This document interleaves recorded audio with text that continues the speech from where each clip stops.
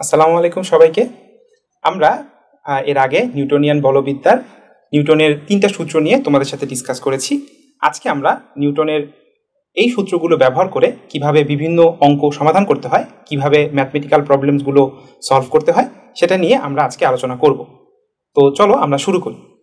তো প্রথমেই আমরা যেই প্রবলেমটি দেখতে পাচ্ছি, বলেছে যে গাছ থেকে 2 কেজি ভরের একটি নারকেল সোজা নিচের দিকে পড়ছে।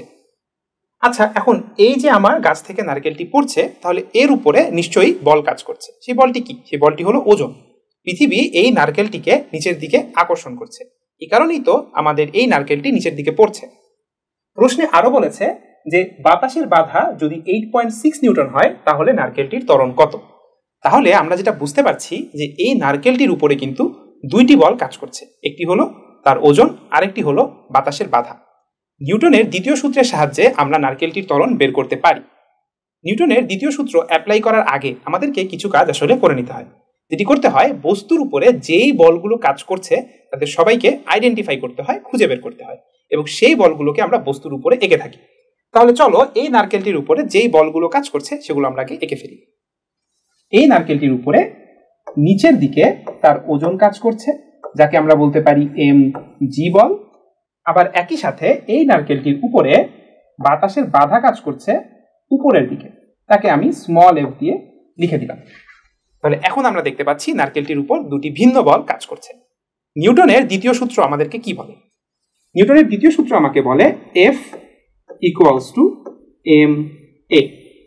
এখানে আমাদেরকে খেয়াল রাখতে হবে F এর পরিচয়টা কি। F এর পরিচয় ছিল বস্তুটির উপরে লব্ধি বাহ্যিক বল। আমাদের এই যে নারকেলটি, তার উপরে 2টি বাহ্যিক বল ক্রিয়া করছে, আমাদেরকে তার লব্ধি নিতে হবে। এই 2টি বাহ্যিক বলের কারণে এই নারকেলটির ত্বরণ হচ্ছে কোন দিকে? নিচের দিকে ত্বরণ হচ্ছে এ পরিমাণ। আমরা যদি নিচের দিকটিকে, আমাদের এই যে ওজন যেদিকে সে পড়ছে, এই দিক থেকেই যদি আমরা ধনাত্মক দিক বলে থাকি, তাহলে আমাদের এই নারকেলের উপরে লব্ধি বল কতটুকু? এই নারকেলটির উপরে লব্ধি বল নিচের দিকে mg, নিচের দিকে আমরা ধনাত্মক বলেছি তাই +mg, এবং উপরের দিকে বাতাসের বাধাজনিত বল কাজ করছে। নিচের দিক যদি ধনাত্মক হয় তাহলে উপরের দিকটি হবে ঋণাত্মক, তাহলে mg - f = ma। তাহলে এখন মানগুলো বসিয়ে আমরা খুব সহজেই ত্বরণের মানটি বের করতে পারি।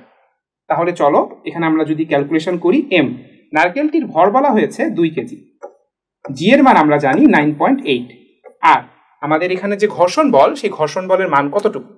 ঘর্ষণ বলের মান প্রশ্নে বলেছে 8.6 নিউটন। 8.6 = নারকেলের ভর এবং তার ত্বরণের গুণফল। এখান থেকে আমরা এখন ত্বরণটি বের করতে পারি। তাহলে তোমার ক্যালকুলেটর ব্যবহার করে তুমি যদি ত্বরণের মানটি বের করো, কত পাবে?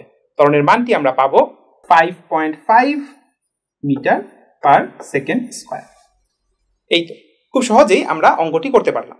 তাহলে এখান থেকে আমাদের লক্ষণীয় ব্যাপারটি হলো, যখনই আমরা কোনো অঙ্ক সলভ করব তখনই আমাদেরকে কি করতে হবে? নিউটনের দ্বিতীয় সূত্র অ্যাপ্লাই করার জন্য আমাদেরকে দেখতে হবে বস্তুর উপরে কি বাহ্যিক বল কাজ করছে, সেই বলগুলোকে আমরা বস্তুর উপরে এঁকে ফেলবো, এবং এই বলগুলোর কারণে বস্তুর কোন দিকে ত্বরণ হচ্ছে সেটাও আমরা আগে থেকে চাইলে আইডেন্টিফাই করে ফেলতে পারি।